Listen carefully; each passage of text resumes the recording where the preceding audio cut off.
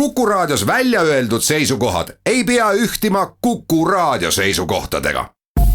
Te kuulate Kuku Raadiot.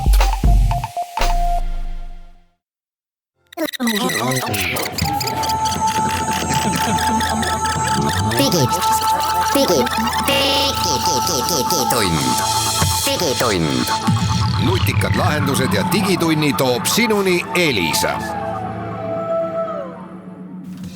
Tere hommikupoolikut, nüüd on saanud kell 7:30 läbi, mis tähendab, et eetris on digitund. Mina olen Hans Lõugas, Henrik Roonemaa on ka stuudios teie saatejuhina ja räägime sellest, mis on viimasel nädalal tehnoloogia maailmas juhtunud. Esiteks teeme kiire ülevaate sellest, milliseid telefone siis viimase lõppenud aastaga Eesti inimesed päriselt on ostnud. Teiseks teeme kiire ülevaate sellest, kes jälle Huawei asjadega seoses on pokri pandud. Ja ei saa kuidagi üle ega ümber sellest, et aasta alguse kõige suurem tehnikamess Ameerikas on lõppenud, CES. Vaatame, mida päriselt olulist siis selle messi järel sealt välja pudenes. Aga saate teises pooles ID-kaardi teema. Ja uurime, kuidas Eesti verivärski ID-kaart on tööle hakanud ja kas me päriselt ka mingeid uusi põnevaid funktsioone sellega nüüd 2019 aastal saame kasutada. Digitund. No nii, edetabel, müügi edetabel või selline populaarsuse edetabel, igatahes top 10 on meil nüüd teada, mida eelmisel aastal Eesti inimesed läksid poodi valima, kui nad ostsid uut nutitelefoni.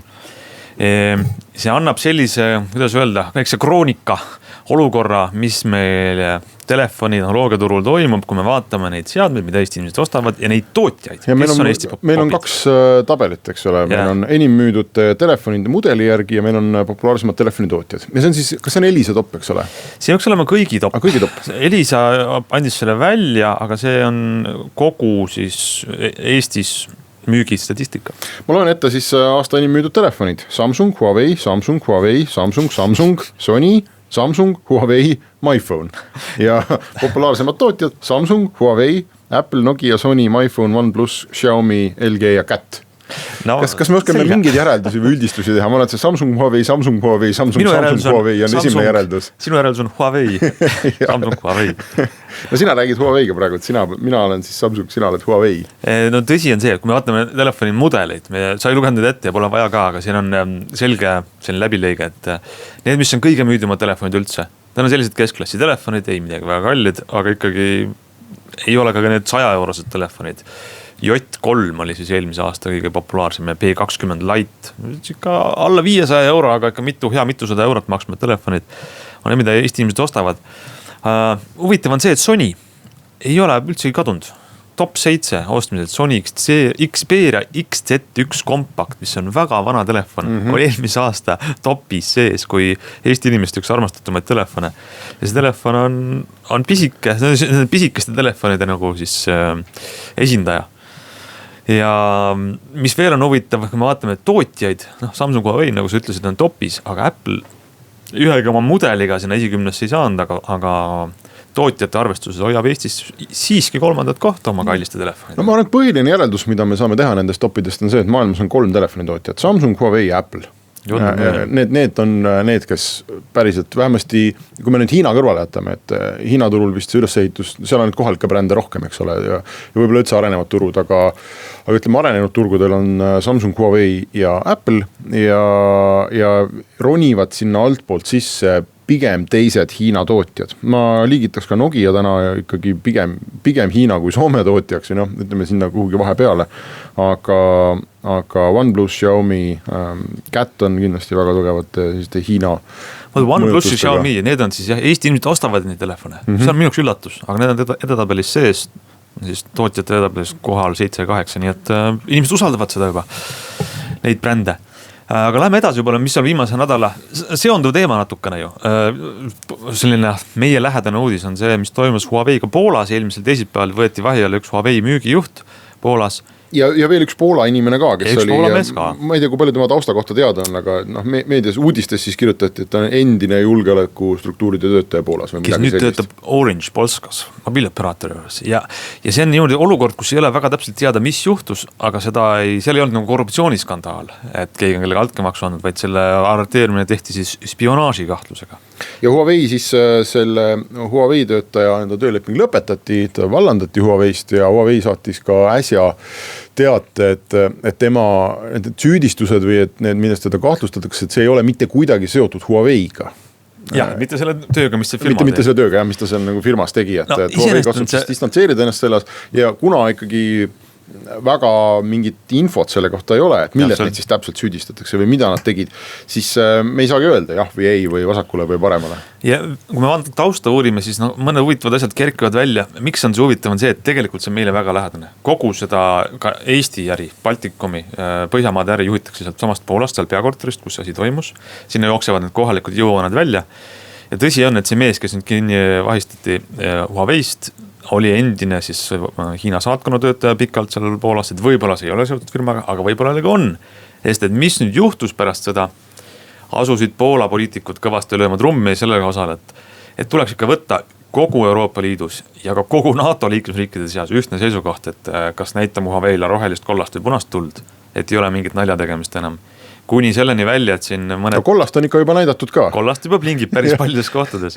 Kuni selleni välja, et ikkagi võiks ka mõelda selle peale, kas piirata neid siis tarbijatooteid, millest siis tähendab telefone. Sellest on öeldud, et praegu on jutt ju operaatori tehnikast, mis on oluline, et see oleks turvaline kõik, aga telefonid, et seal need lähevad turule kaubaks. Nüüd on jutt läinud sinnamaale, et hakkame siis ka piirama või kontrollima seda, kuidas telefone müüakse, mis minust väga põnev on see.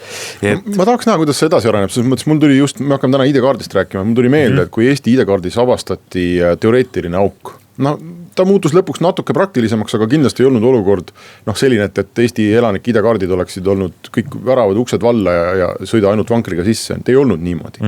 Siis istus meil, kui mälu ei võta, 2 kõrget poliitikut ja veel politsei peadirektor ja ma ei mäleta, kas Riia vist peadirektor oli ka veel selle pressikonverentsil. Ehk et poliitikud väga suhtusid asjasse väga tõsiselt ja nad kasutasid siis võimalust ühiskonnale midagi öelda, midagi olulist öelda sellise IT-turva augu kohta. Nüüd ma saan aru, et riigikaitses ja spionaažis ja selles valdkonnas on palju infot, mida sa ei saa avaldada ja mingid asjad on templiga ja mingid asjad ei ole võib-olla raudkindlalt tõestatavad, et sa saaks kohe näidata mingid paberid, kus öeldakse, et ma ei tea, et on auk ja on spioonid ja nii edasi, et see kõik ongi keeruline selles valdkonnas, aga ei ole, ütleme, säärast tõsidust näiteks poliitikute poolt ju ei ole. Ehk et ma ootaks sel juhul, et kui me nüüd tõesti hakkame arutama selle üle, et kas Huawei võrguseadmed ja telefonid näiteks ka Eesti turult või terve Euroopa turult eemaldada, siis kõige parem variant oleks ikkagi korraliku sellise kõva tõestusmaterjali vastu ei saa midagi. See oleks kõige parem. Ja kui seda nüüd mingil põhjusel tõesti ei saa, et siis võiks, me siis ikkagi vähemasti nagu ootaks, et riigi poliitiline juhtkond kasutaks võimalust midagi öelda inimestele. Kasutaks võimalust kas öelda seda, et me ei saa öelda, aga uskuge mind on ju, et me oleme sunnitud sellise valiku tegema või mis iganes. No minu jaoks on märk see, et kui keegi võeti vahi alla, siis lähtutakse seadustest, peab olema mingi tõend või asi, miks ta võetakse vahi alla. Ehk siis on natukene käekatsutavam sellest, kui lihtsalt keegi teeb mõne avalduse, saab pressiteadet, ärme usalda. Küll aga tegelikult me ikkagi ei tea, et kas see on nüüd siis seotud mingisuguste Hiina see tüüp töötas saatkonnas, kas see on seotud, on siis Huawei'ga seotud või ei ole Huawei'ga seotud. Põnev on see teema, me tahaks teada sellest rohkem, loodetavasti ka saame selle aasta jooksul. Aga vähemalt need uudised nihkuvad meile kodule lähemale. Põnev ja läheme siit väiksele pausile.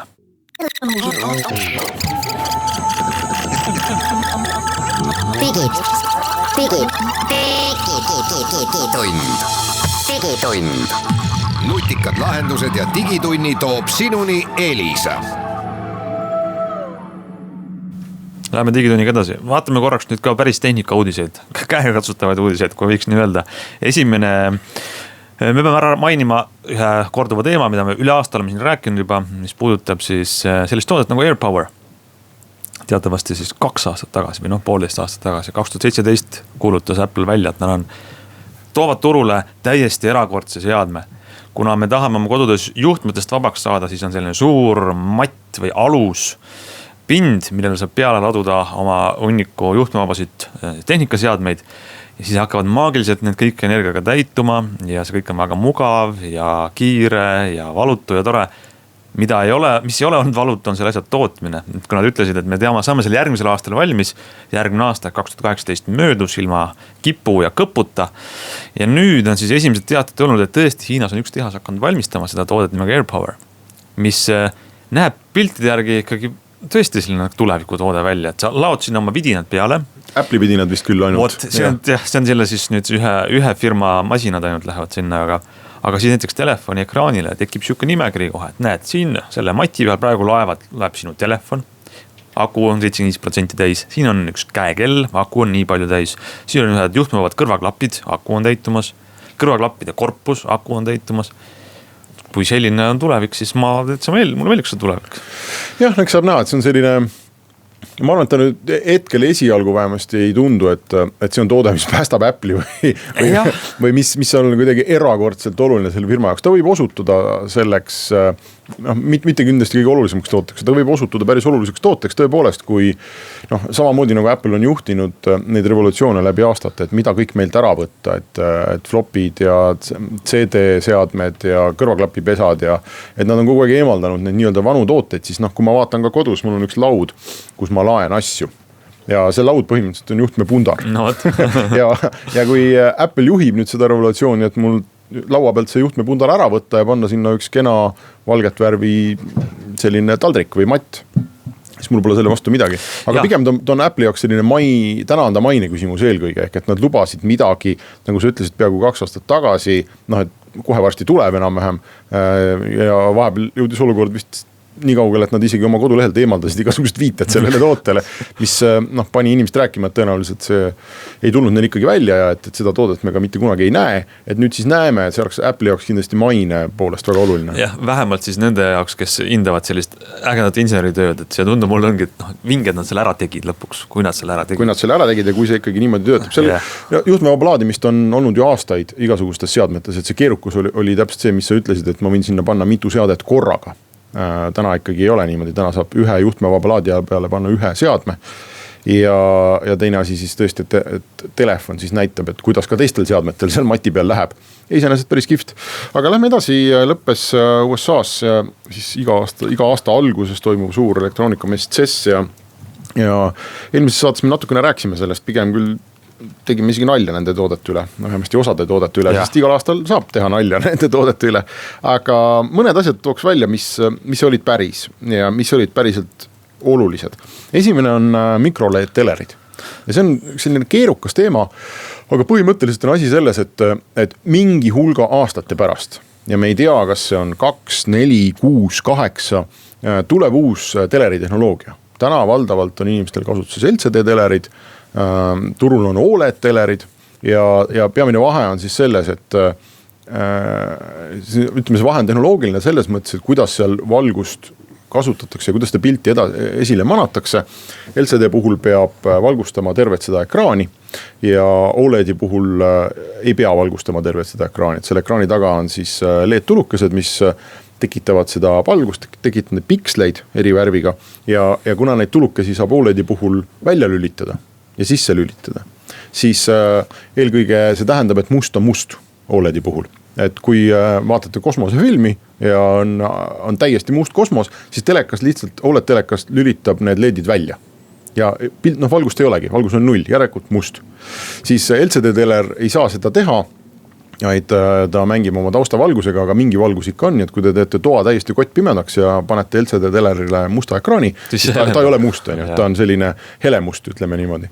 Siis nüüd mikroLED põhimõtteliselt on sarnane tehnoloogia nagu OLED kõigi nende plussidega.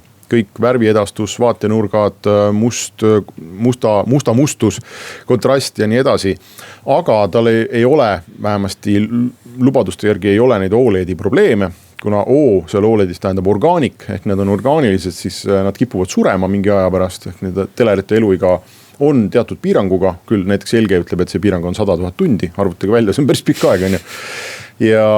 Ja igati peaks olema siis selline tuleviku teleritehnoloogia, aga seal täna, ütleme eelmisel aastal näidati ja nüüd sel aastal näidati ka ikkagi sellist esimesi tehnilisi demosid, et me suudame seda teha sellisel kujul, et see inimestele kodus oleks vastuvõetav, aga väga pikk maa veel minna selleni, et me ikkagi reaalselt läheks poodi, et ta oleks olemas ja et ta oleks mõistliku hinnaga.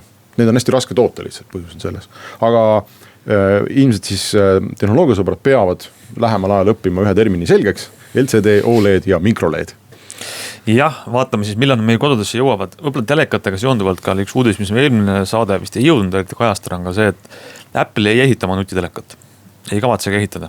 Kui keegi seda mingi hetk lootis, siis pole mõtet. Viimase selle aasta siis käiguga on nüüd selge, et nad litsentseerisid põhimõtteliselt oma tehnoloogia Samsungile ja LG-le, kelle selle aasta telekad ühilduvad Apple'i maailmaga. Te ei maksa loota, et Apple'i õunalogoga telekas tuleb välja, vaid Samsungi LG telekates ja Ameerikas on ka siuke tooti nagu Vizio. Saab siis vaadata ja kõik neid voogedastusteenuseid nagu iTunes, aga saab ka ühendada oma teiste seadmetega üle AirPlay, siis juhtmevaba ülekande. Ja sellega siis on Apple leidnud omale partnerid, et kui tahad, oled see Apple'i ökosüsteemis elaja, siis sinna käivad väga hästi tegelikult Samsungi ja LG telekad sisse. Vähemalt uued telekad ja Samsungil ka eelmise aasta telekad saavad tarkvara uuendusega selle toe. Aga kui me messi siis põhiteemadest räägime, siis mulle tundub, et number 1 olid need hääleassistendid. Ehk et seal kõis kõva nügimine Google'i ja Amazoni vahel.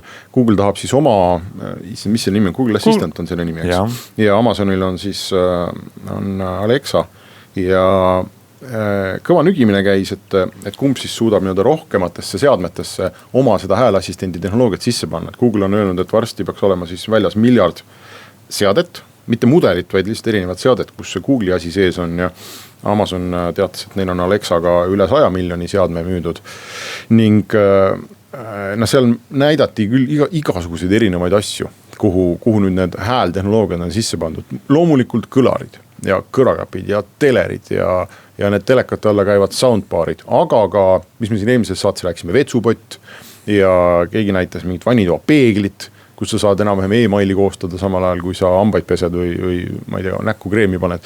Nii et see oli hästi sinne kõva trend ja eks näeb, mis sellest saab. Mina isiklikult ei tunne puudust, et mul vetsupotis ja vannitoa peeglis Google sees ei ole.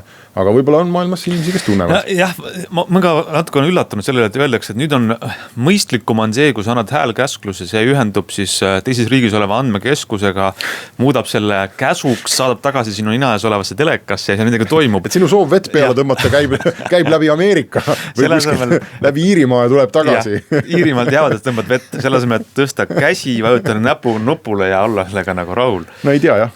Aga võib-olla me ei suuda ette kujutada seda, et need olukordi on rohkem, kus see oleks nagu mõistlik. Populaarne filmide mängimise tarkvara VLC saab endale Apple AirPlay toe, mis tuli ka selle messi ajal see uudis välja, nii et tasub siis millalgi oodata VLC uut versiooni, kes seda tahab kasutada. Ja kas oli veel midagi sellist, mis sulle silma hakkas? Mulle hakkas väga palju silma, et kuidas on tehnoloogia, mis tegelikult saab päriselt teoks, mitte jälle selline ulme asi ja mis meile võib-olla ei pruugi meeldida. Väga palju startupid tegelevad kaameratehnoloogiaga, mis tuleb meie autodesse, aga ei filmi teed, vaid meid endid seal autodes. Ja selle raames saab nagu selgeks, miks räägitakse, et me peame hakkama kontrollima, kas inimesed kasutavad roolidega telefoni või on väsinud või mitte. See tehnoloogia on olemas, see tuleb 2019 aasta automudelitesse üha rohkem ja me peame mõtlema, kas meil see meeldib või ei meeldi. Et auto valvab selle järgi ja autod hakkavad meid valvama.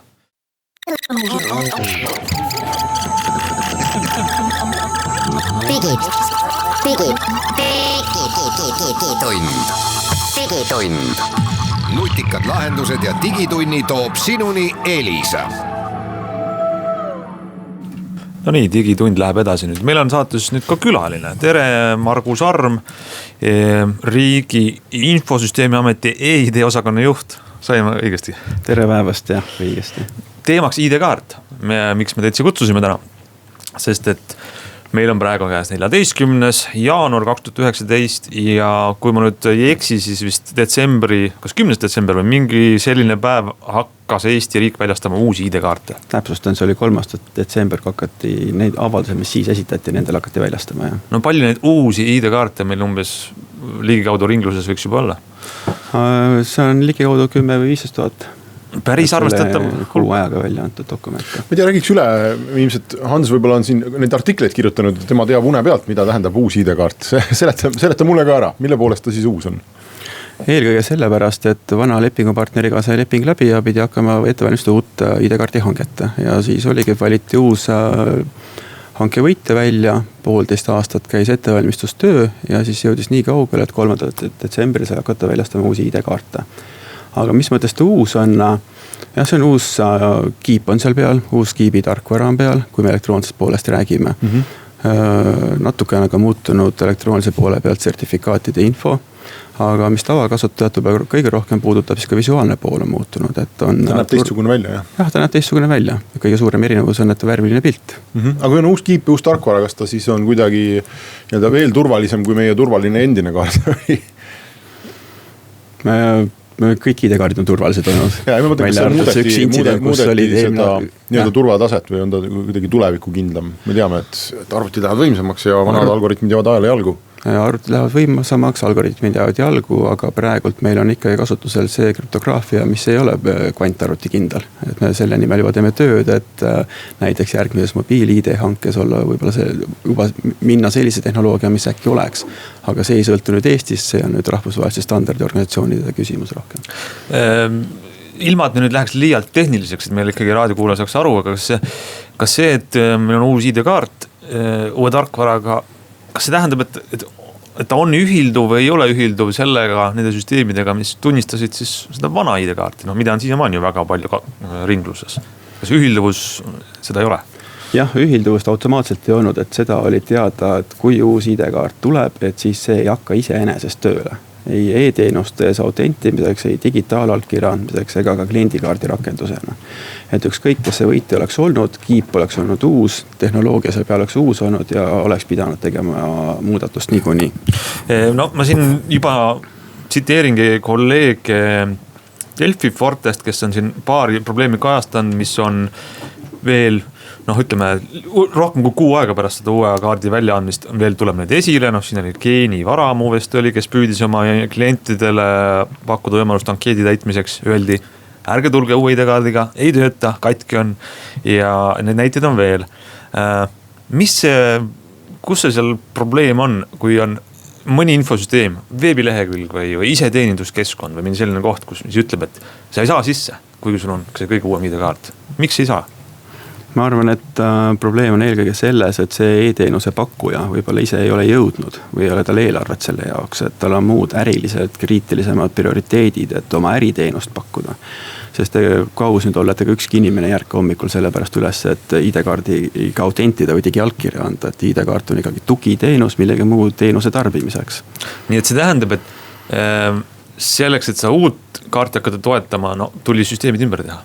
Jah, neid süsteeme tuli natukene muuta nii autentimise poole pealt kui alkirjastamise poole pealt ja sellepärast me hakkasime ka juba jaanipäeva paiku ja veel varem rääkima, et e-teenustel on vaja muudatusi teha. Meil olid esmased dokumentatsioonid ID.ee veebis välja pandud testkaarte palusime tellida, et oligi, et hakkasime avaldama survet, et palun vaadake, tehke midagi, et uus ID-kaart oleks valmis, kui välja tuleb. Kas teil on mingi tabel või mingi selline kokkuvõte tehtud, et palju täna neid teenuseid on, mis ei tööta veel? Ei, kahjuks meil konkreetselt sellist tabelit ei ole, et sellise tabeli pidamine on päris keeruline, et me oleme siin teinud kommunikatsiooni oma peamistele partneritele, et tuleb ja nemad on kinnitanud, et jah, uus ID-kaart töötab, see on finantssektor, tervishoid, justiitsministeeriumi valdkond, rahandusministeerium, et nagu kriitilised valdkonnad töötavad. Aga see, et nüüd kõik 100% e-teenuseid toetaks, et seda ma ka ei usu praegult veel. Ja samas ega ei saa ka ID-kaardi väljastamist seisma panna ja oodata nii kaua, kuni viimane, kui üks e-teenus on oma süsteemid korda teinud. Aga see on nagu muna-kana probleem, et ega nad ei, väiksemal kaupmehel polegi mõtet midagi hakata muutma, kui neid ikkagi uue ID-kaardi inimesi on väike protsent võrreldes siis vana ID-kaardiga kasutatud. Võib-olla neil ongi tõesti mingid muud olulisemad ja kriitilisemad arendused, mida nad tahavad teha ja mis mõjutab nende äri rohkem, kui see, et nad hindavad, et umbes 10 000 kaarti ja kui suur tõenäosus on, et see kaardi kasutaja tema teenusesse satub. Ja siis vastavalt sellele võib-olla prioritiseerivad oma tegevusi. Aga see ei puuduta ainult e-teenusid, eks, et kui ma lähen ka oma kohvikusse, kes tahab vaadata, et kas ma olen nende püsiklient või mitte. Ja selleks on varem kasutanud seda ID-kaardi võimalust, et loevad kiibilt minu isikukoodi välja. Kas uuelt kaardilt ei saa siis niimoodi isikukoodi välja lugeda? Uuelt ID-kaardilt saab isikukoodi välja lugeda, seal see on samamoodi olemas nagu vanal ID-kaardil, aga selleks, et see makseterminal või postterminal oskaks seda välja lugeda, siis on tarvis ka seda tarkvara natuke muuta. ja kui see on eelkõige seotud just niivõrd pangakaardi makseterminalidega, siis seal on ka tegelikult arendused tehtud, aga see tarkvara levitamine, sertifitseerimine on lihtsalt nii pikk protsess, et see jällegi ei jõudnud õigeks ajaks. Mis te nüüd ise prognoosite, kaua meil see natukene valuline ülemineku aeg kestab, kui inimesel on ikkagi oht, et ta läheb oma võib-olla siis mõnda suurpanka, aga mõnda väiksemasse teenuse pakkuja juurde ja näeb, et seal seda ei toetata veel. Ma olen ise ikka optimist ja ma arvan, et äkki jaanuarikuuga, see on küll 2 nädalat ainult, et lähiajal võiks see korda saada, siis tegelikult on esimesest päevast, kui me ütlesime kuupäeva välja, millal uus ID-kaart tuleb, 3. detsember. Ja me ütlesime selle kuupäeva välja novembri alguses, siis on nagu 3 kuud olnud aega, et see süsteemid vastavusse viia. Siin eelmisel nädalal tuleme arvutite juurde ka, et oli üks väga veider juhtum, kus inimene helistas abiliinile, ütles, et ma ei saa ID-kaardiga allkirjastada, mul on 3 aastat vana Mac ja abiliini ütles, et on liiga vana arvuti, vahetage välja. See osutus ekslikuks, eks ole? Tegelikult saab ikkagi. Jah, me peame väga vabandama, et see oli inimlik eksitus, et meil ei ole masinad tööle pandud, et töötavad ikkagi inimesed ja me üldjuhul räägime alati operatsioonisüsteemidest, et operatsioonisüsteemid peavad olema uuendatud ja toetame 3 viimast, et olete sellest, mis arvuti seal all on. Nii, aga 3 viimast tähendab siis Windows 10, 7 ja mis sealt veel tagasi? 8, 1 ja 7. Jaa, okei. Ja 7 on nagu viimane. Nii, et kellel on XP näiteks, et siis, XP tegelikult pole ka Microsofti poolt enam ammu toetatud, et tegelikult täna ei tohiks, ma ütleks, tehnoloogia ajakirjanik, ei tohi kasutada XP, ei tohi lihtsalt, turvauuendusi midagi ei ole. Just, et me ei saa toetada ID-tarkvara nendel platvormidel, mis ei ole ametlikult tootja poolt enam batchitud ega toetatud. Aga Macis, kuidas see on ka 3 viimast? 3 viimast, jah. Nii et kui sul on 3 aasta vanune Mac, kus sa pole kordagi tarkvara uuendanud, siis tegelikult ta juba kukub sealt skoobist välja. Aga need tarkvara uuendused 3 aasta Macidele kõik sobivad, mis Apple on toonud välja, need on tasuta. Seal on see häda, et vabandust, aga selle tarkvara uuenduse tegemiseks on vaja sul 10 giga vaba ruumi ja siis minu pisikesel arvuti mälu on täis ja mul ei ole 10 giga ruumi võtta. See on praktiline probleem, mis inimestel tavaliselt on. Jah, aga siis juba alati, kui ise ei saa hakkama minna, kas kuskil supporti poole paluda see asi ära teha ja arvuti kestab edasi, et see on igal juhul odavam, kui minna uut arvutit ostma. See, millest me praegu räägime, on see DigiDoc programm, see, mida RIA on tellinud, annab välja, mis on Eesti riigi ametlik tarkvara, millega saab siis digiallkirju vaadata ja teha, eks. Just. See töötab vanad ID-kaartidega, uute ID-kaartidega, kõikidega. Jah, ta töötab kõikide kaartidega, aga loomulikult, mis käibes on, aga loomulikult seal on väga unikaalseid kasutuslugusid, mis meil endal ka vajavad järgi aitamist, aga nendega me tegeleme ja loodame järgmise reliisiga korda. Mina allkirjastasin muide just hiljuti ühte lepingut ja siis ma olin ka kuidagi sellest uudiste voost kõrvale jäänud. Ma sain tulemuseks mingi faili, mis ei olnud enam ei B-doc ega mingi muu doc, vaid oli A7. Ja siis ma pidin tükk aega otsima, mis pagana asi see on ja kas ma saan kusagilt oma vana hea mingi B-doci tagasi, ega ei saanudki. Mis see ASIC on? Kas see on kõige vingem mudel, nagu, mis praegu digiallkirjast saada on? Me oleme väga pikalt Eestis harjunud, et alguses oli D-doc, et see oli meie enda standard, siis me läksime üle B-doci peale, aga kuna see B-doc kasutas meil seal sees komponenti, mis ei ole Euroopa EIDAS ruumis standardiga kooskõlas, et siis me nüüd läksime üle siis rahvusvahelisele standardile, mis on ASIC, mis kasutab kehtivuskinnitust sertifikaadi kehtivuse kontrollimiseks, lisab standardse ajateenuse lepinguga aja sinna külge. Et see on natukene, need väljad on muutunud ja ta on selline dokument, mida nüüd terve Euroopa Liit peaks vastu võtma ja suutma allkirju kontrollida. Aga kui Henrik teeb oma dokumendi selles ASIC formaadis, see peaks olema nagu tehnika kõige vingem sõna, et ta võib öelda iga ajal, et kuule, sa pead seda tunnistama, et see on nagu standard. Euroopa õigusruum käsib seda teha. Ja neid vanu D-doc ja B-doc enam nüüd ei tehta, neid ei ole, või on? D-doc enam, ma loodan, et ei tehta, seda meil oli aasta tagasi kampaania poolest, et palun lõpetage ära see tegemine, vanad tembeldage üle. Aga B-docide puhul me ei saa välistada, et seda ei tehta, eriti eelkõige infosüsteemide enda poolt. Et kui mõni pank või mingi riigiasutus oma infosüsteemis allkirju teeb, et ta võib B-doc edasi teha, ta ei ole oht mitte millegi üle, ta on turvaline formaat, midagi juhtunud ei ole, aga me läksime just DigiDoc 4 peal üle sellele ASIC formaadile, mis tavakasutaja saab kasutada ja teha.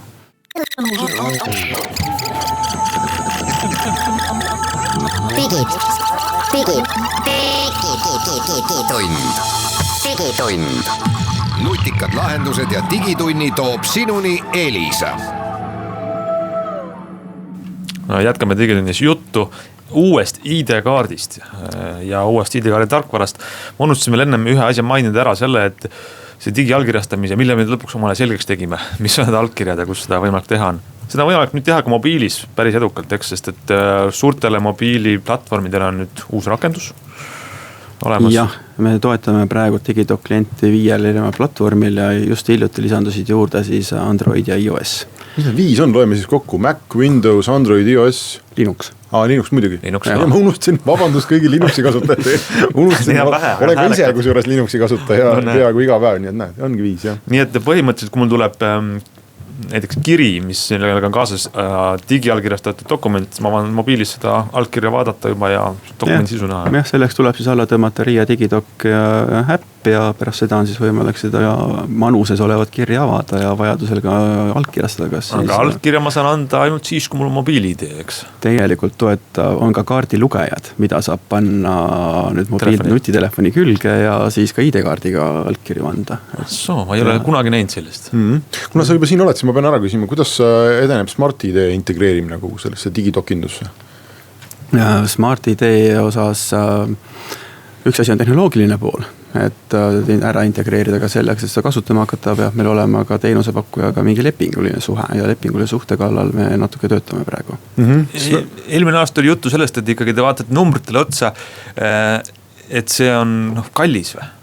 Kui võrreldes ID-kaardiga ja mobiil-ID-ga, see hind on märgatavalt kõrgem teenuse pakkujale. Et see ärimudel on siis see, et kui mina näiteks panen püsti mingisuguse veebisaidi, kuhu ma tahan, et inimesed saaksid Smart ID-ga sisse logida, siis inimesed selle eest ei maksa, eks ole. Küll aga mina pean siis maksma CERT-keskusele. Sina kui teenuse pakkuja, sina peab maksma siis nii ID-kaardi eest, mobiil-ID kui Smart ID eest, kui inimene, mis vahendiga sisse logib sinna. Aga see tähendaks ka automaatselt, et kui te teeks näiteks Digidoci Smart ID toe, siis riik peaks hakkama CERT-keskusele iga kord maksma, kui ma seda kasutan. Just. Ja selle jaoks on siis astuda lepingulise suhtesse ja need hinnad. Siis ma pean kodanikuna mõtlema, kas ma tahan, et mu raha kokku hoitaks või ma tahan, et mul oleks see mugav asi, mida kasutada. Ma praegu kaldun teise variandi poole. Ei, kodanikul meeldib mugavus. Aga teistpidi, ma ei tea, kas meil on ju räägitud nendest e-SIM-idest, eks ole, et kus mobiil-ID-d tabavad potentsiaalselt väga suured probleemid e-SIM-iga ja Smart ID justkui peaks selle lahendama. Teine variant oleks siis riigil oma Smart ID teha, mille eest ei peaks maksma. Ega see tehnoloogia ei ole tasuta, et tasuta asja ei ole olemas, ise tegema hakata midagi analoogset riik vist ei tee seda, pigem on vaadata, kui tuleb mobiil-ID hange, kui see läbi saab, mis siis järgmine tehnoloogia olla võib. Ja tingimused paika panna ja kes teab, kas siis on Smart ID, on see mobiil-ID või veel midagi põnevamat ja huvitavamat, et aga siit ma tahaks ka küsida järgmisi küsimusi selle sama uue ID-kaardi kohta, mida on juba 10-15 000 tükki ringluses.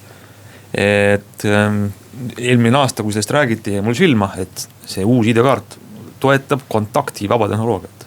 Just. Mis see tähendab? See tähendab seda, et kui me oleme harjunud näiteks pangakaartidega juba käima maksmas, et ei pea kaarti kuskile sisse panema, vaid piisab, kui vastu terminali panna ja saab makse teostatud, siis tegelikult uue ID-kaardi puhul on ka sarnane tehnoloogia seal kaardil olemas, et kaart ise on võimeline, et näiteks kui kliendikaardi rakendusena kasutada, et ei pea enam kuskile kaarti lugejasse panema, saab vastu panna, on isik tuvastatud või ühistranspordist näiteks rohelise kaardi asemel, et saab bussis kasutada. Aga jah, kaart võimaldab praegu, et seda rakendust peale ei ole ja plaanimegi siin koostööd erinevate teenusepakkujatega, et mis võiksid need rakendused olla, mis sinna kaardile siis lähevad. Et kui ma praegu panen selle uue ID-kaardi vastu mingit lugejat, siis ei tule sealt midagi välja? Sealt on tühi väli, ta näeb, et sealt loetakse infot, aga sinna ei ole midagi kirjutatud sellist, millega me peale hakata oleks. No isest oleks, see kõlab ju esmalt nagu toreda funktsionaalsusena, et ma võib-olla pean ühe kaardi vähem kaasas kandma või siis ma saan ühe liigutuse vähem teha kuskil kassas. Mis need kaalutluskohad veel on, mida praegu siis te arutate, et kas see aktiveerida või mitte?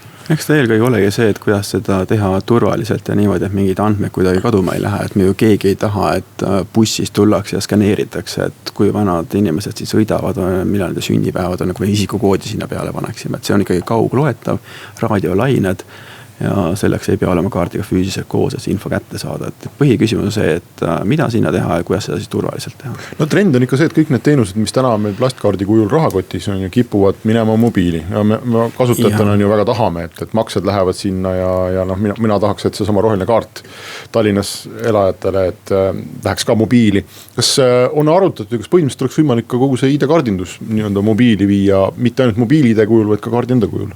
Jah, on seda arutatud küll ja mulle endale meeldiks ka niimoodi, et kui ma lähen lastega kalale jõe peale, et mul on telefon kaasas ja kui midagi juhtub, et ma dokumenti ei pea kaasa võtma, aga kui siis tullakse kalastusluba kontrollima, ma saan telefoni näidata, et on, eks, isikut tuvastada, et meil on üks nii-öelda pilootprojekt käimas sellel teemal ka, et aga ei saa lubada, mis kuupäevas sellised asjad pihta hakkavad, aga töö selle nimel käib, et aga seda tehnoloogiliselt on nii-öelda turvaliselt võimalik teha või, et ID-kaart on ikka mõnes mõttes nagu pass, et ta on ikkagi riiklik dokument, eks ole, et seal on suured garantiid taga ja et teha lihtsalt üks äpp ühte telefoni, see tundub liiga lihtne lahendus. Ei oleks päris äppiga, ta peab ikkagi olema ka samamoodi selle SIM-kaardi turvadomeeniga seotud, et andmed on seal ja kes sinna võib siis andmeid kirjutada, on see politsei ja siis kuidas lihtsalt lugeda jälle võib, et ei saa jälle iga inimese lugemas käia, eks, kellel paneb andmeside kanali püsti ja käib loeb teise telefoni pealt, et need nagu reeglid paika panna ja siis teoreetiliselt on see võimalik. Ma olen ise mõelnud, mida ma teeksin olukorras, kus mul on rahakott kojunud ja ma pean kellelegi tõestama oma isikut, siis ma näitan, olgu see inspektor või politseinik, et ma login sisse internetipanka või Eesti EES-e.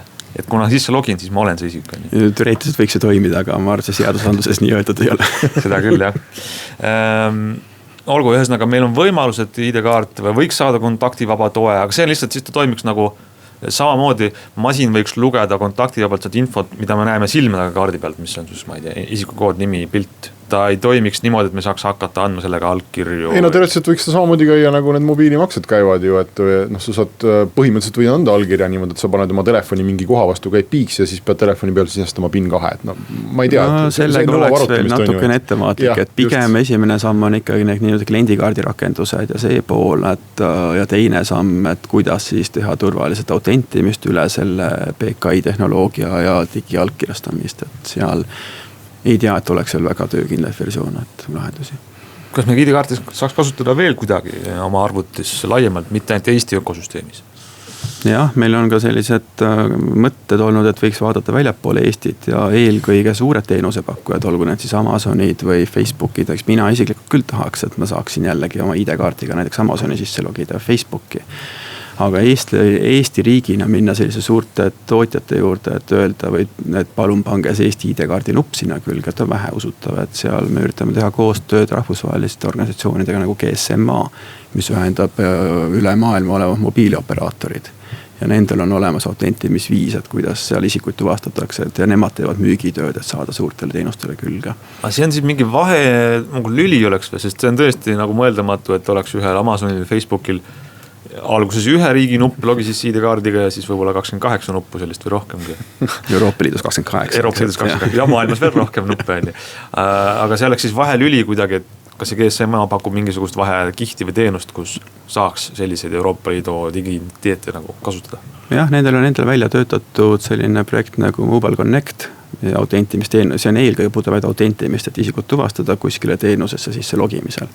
Et kui õnnestuks sinna külge liidestada kas siis Eesti ID-kaart või kogu Euroopa EIDAS lahendused, siis nagu oleks sellest võimalik.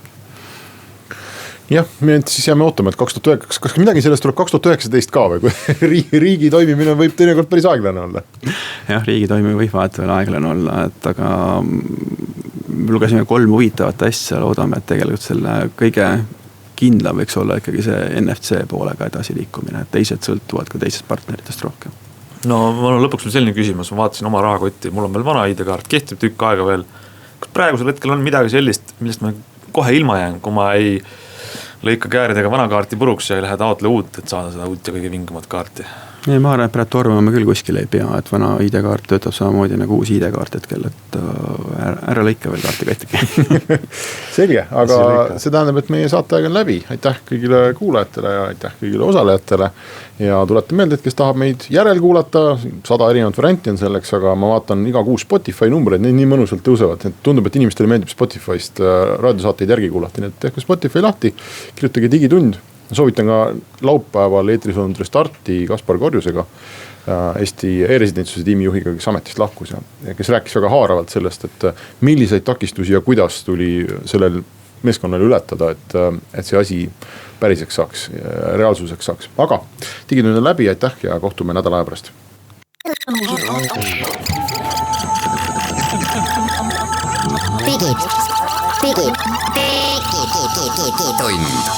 Digitund.